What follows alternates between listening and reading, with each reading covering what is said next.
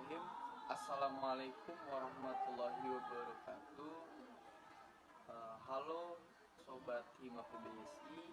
Kami dari Hima PBSI, kami beranggotakan saya sendiri Rio Slamet Raharja. Saya Arifah Zahra. Saya Kofifa. Di sini kita ingin menjelaskan terkait pendidikan atau pendekatan konstruksivisme bagaimana, atau penjelasan konstruksivisme itu bagaimana. Jadi kita akan menjelaskan bagaimana konstruksivisme ini bisa diterapkan di pendidikan di era sekarang. Nah, sebelum kita masuk ke dalam inti pembahasan, saya ingin menjelaskan terkait pendidikan. Jadi sebelum kita masuk ke dalam konstruksivisme, jadi izinkan saya untuk menjelaskan terkait pendidikan. Nah, pendidikan itu merupakan suatu usaha yang direncanakan untuk menciptakan proses pembelajaran yang bertujuan untuk agar peserta didik dapat mengembangkan potensi dalam dirinya.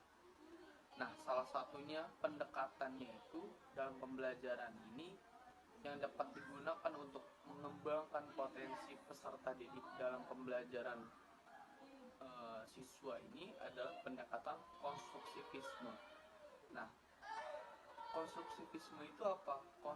Konstruksivisme itu merupakan salah satu aliran filsafat yang menekankan bahwa pengetahuan kita merupakan hasil konstruksi dari pikiran kita sendiri gitu. Nah, salah satunya dalam pembelajaran lebih memfokuskan pada pentingnya partisipasi aktif dari peserta didik, terutama dalam proses pembelajaran. Nah, jadi peserta didik ini dituntut untuk dimotivasi untuk berpikir, mengembangkan pengetahuannya sendiri melalui peran guru sebagai fasilitator atau mediator dan pendengar yang baik. Gitu. Nah, selanjutnya akan dijelaskan oleh Arifah.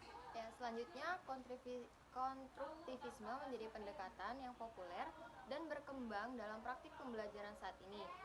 Pendidikan konstruktivisme ini adalah suatu cara atau strategi seorang guru yang bertugas sebagai fasilitator dan membimbing peserta didik dalam menggali ilmu pengetahuan sendiri, serta membina sendiri konsep ilmu pengetahuan yang didapatnya melalui pengalaman-pengalaman belajar. Sesuai dengan prinsip Tutwuri Handayani, di mana seorang guru menjadi contoh, di tengah menjadi teman, dan di belakang menjadi pendorong dalam budaya belajar.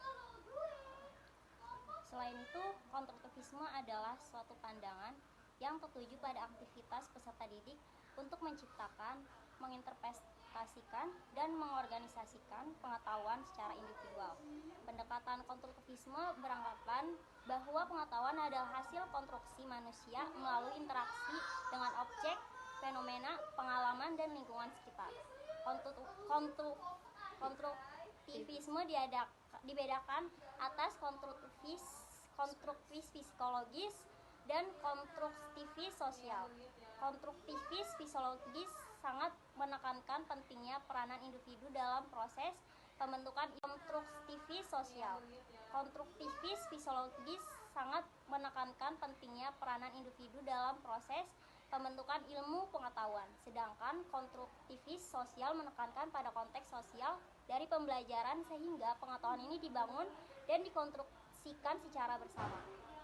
Pendekatan konstruktivisme ini adalah bukan semena-mena atau bukan sebuah pembelajaran atau kegiatan yang memindahkan pengetahuan atau bisa disebut transfer of knowledge dari guru ke peserta didik.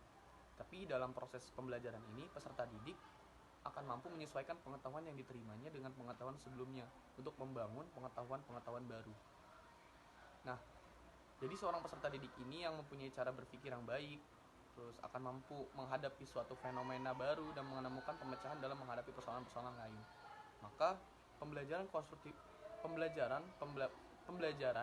dengan menggunakan pendekatan konstruktivisme ini adalah suatu pendekatan pembelajaran di mana siswa akan membangun pengetahuan atau konsep secara aktif berdasarkan pengetahuan dan pengalaman yang telah dimilikinya sebelumnya. Jadi kesimpulannya bahwa pendekatan konstruktivisme ini bisa kita terapkan dalam metode pembelajaran.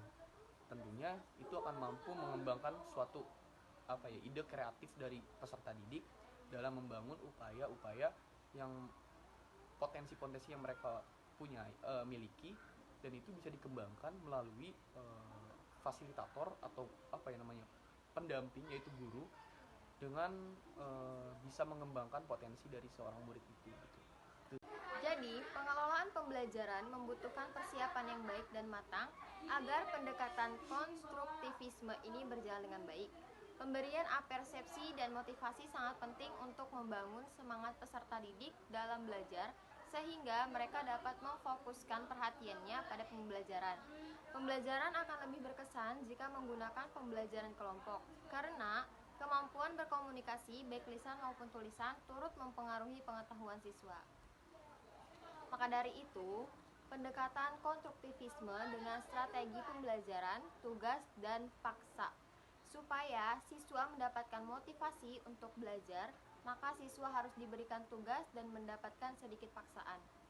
Memodifikasi pendekatan konstruktivisme dengan strategi pembelajaran, tugas, dan paksa dilakukan bukan tanpa alasan yang mendasar, seperti yang sudah diuraikan bahwa supaya siswa mendapatkan motivasi untuk belajar, maka siswa harus diberikan tugas dan mendapatkan sedikit paksaan.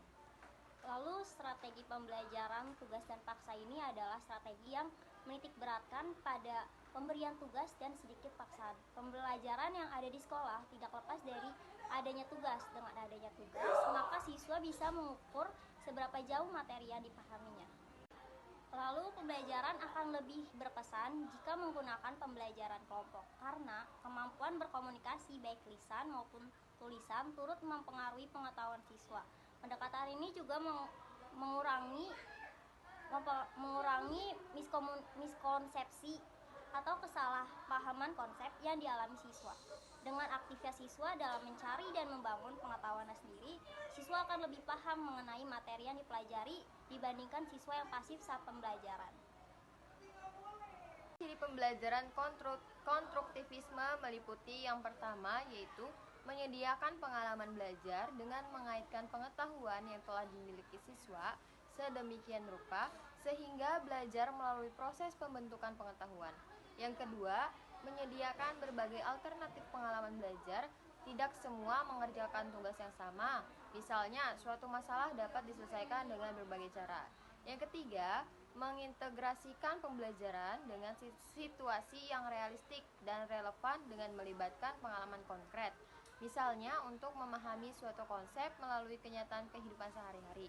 Yang keempat, mengintegrasikan pembelajaran sehingga memungkinkannya terjadinya transmisi sosial, yaitu terjadinya interaksi dan kerja sama seseorang dengan orang lain atau dengan lingkungannya, misalnya interaksi dan kerjasama antara siswa, guru, dan siswa-siswi.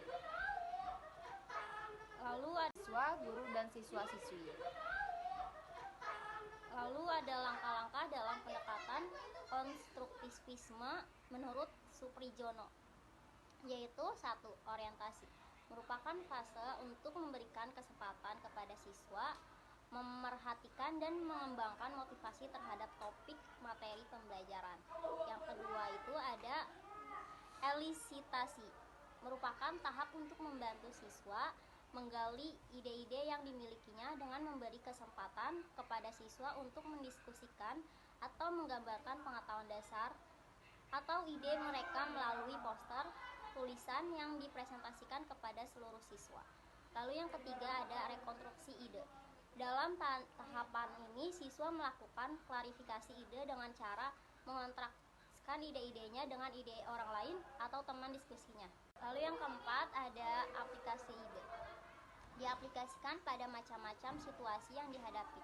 Hal ini akan membuat pengetahuan siswa lebih lengkap, lebih rinci.